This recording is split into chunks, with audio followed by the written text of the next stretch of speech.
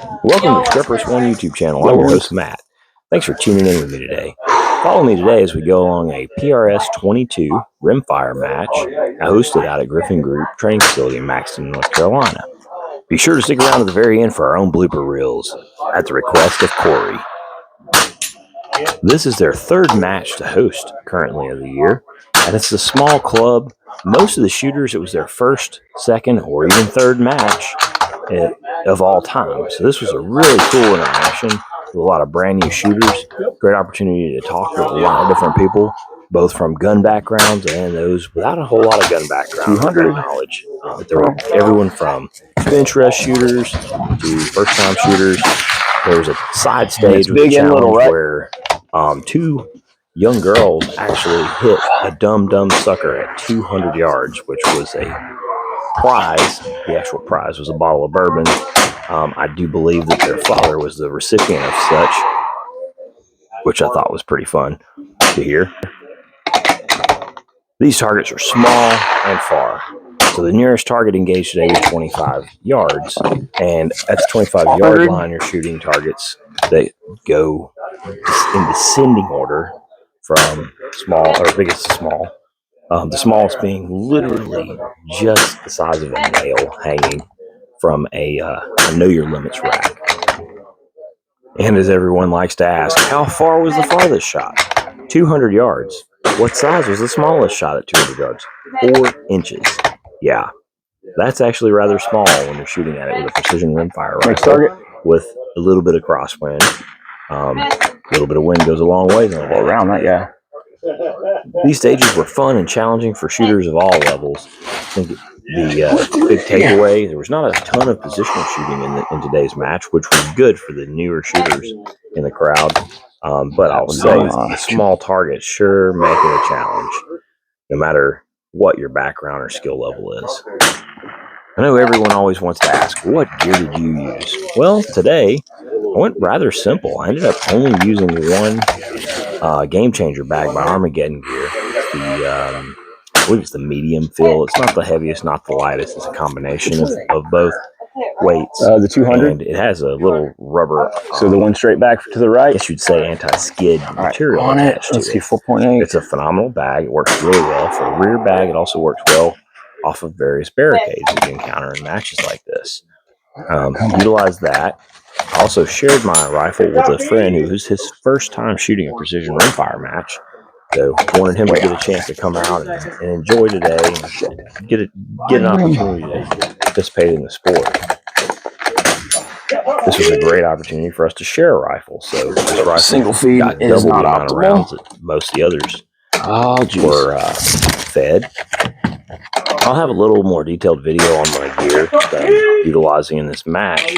It's not as extensive as, say, the gun run where there were holsters and there's chest rigs. This is pretty straightforward. You lay or you shoot off of a position and you have a backpack behind the line with snacks and all the fun stuff. I did utilize the Voodoo V22 22-inch barrel, 22 long rifle, bolt action rifle made by Voodoo Gunworks out of St. George, Utah. What a great gun. This is probably one of the highest quality precision rimfire rifles that one can purchase. And I apologize, my mic actually shut off for this scene, but I figured this voiceover would actually give you some good feedback. The scope atop my Voodoo V22 is from Day Night Technologies, and it was actually sent to me to do a quick overview on the scope and give them some feedback, and I'm thoroughly pleased with the quality of this optic. This optic's a 7 to 35 power, so obviously it's 7 to 35 power magnification range. It features all mill adjustments. It has a really nice clean mill reticle. It also has a very clear glass. I believe it's Japanese glass.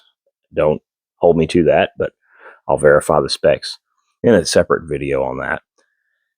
Since zeroing it, putting on top this rifle and shooting multiple courses of fire over several days, I think we're probably up to close to 400 rounds through this gun and scope combo. I've had nothing but good things to say in all lighting conditions, which is really where I've noticed that glass seems to shine or lag, so to speak. That's, in my opinion, the difference between good glass and cheaper glass is you can go out to a range on a really pretty day and see okay and shoot some sort of fine groups, and sometimes it tracks, and well, they have a good warranty, you know, all those things you hear from everyone about other scopes. However, this optic has done nothing but impress me with clarity. You can see on a, you know, any type of lighting condition, you're actually going to see better. You're going to pick up your targets better. All of the turrets click really hard in and out of the various settings, which I like. I like to get that tactile feedback and a nice snap to know that I made a correction and to be able to count my corrections. Additionally, the magnification ring and the parallax knob are extremely smooth on this optic. You'll actually see in some of these videos where I'm working the optic and I'm adjusting the magnification or I'm adjusting the parallax, and it's seamless throughout the stage.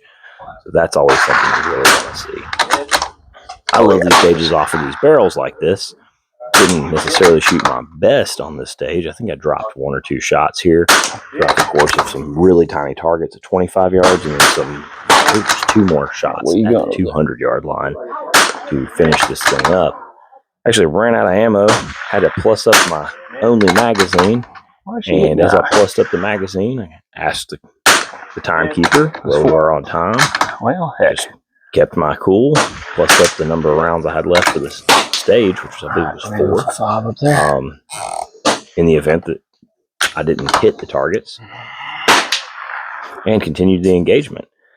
Just a quick note on the way to score here with PRS rimfire. So if you engage your target and you hit it the first time, you have no penalty. If you miss it and you re-engage it, you'll have 1, 2, 3, or 4 if you completely miss it. What are we on, Tom?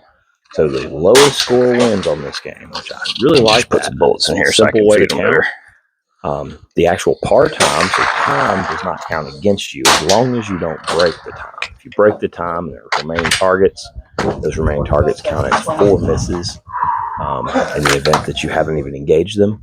And I don't think I busted time on any single stage today, which made me very happy. Managed the time very well. Found very comfortable, very stable positions. Didn't necessarily shoot the best. With some of the data that I had was a little off. I wouldn't say in a bad way. It was just not 100% nailed down for this type of shooting with such small targets. This would be our first stage, which is actually our 3rd stage of the day. And I really like shooting off of these barrels. I like getting these awkward positions. This was a 4-inch target inside of an SUV at 150 yards, along with a head and shoulders next to him. And at the request of Corey, here comes our bloopers. See these ones right So I went to set up for the stage. I decided to put my ammo box nearby. And you guessed it, not 1, not 2, but all 50 rounds fell on the ground, which was quite comical. And then as I'm over here picking it up, I realized not 1 or 2 rounds fell out, but the entire box.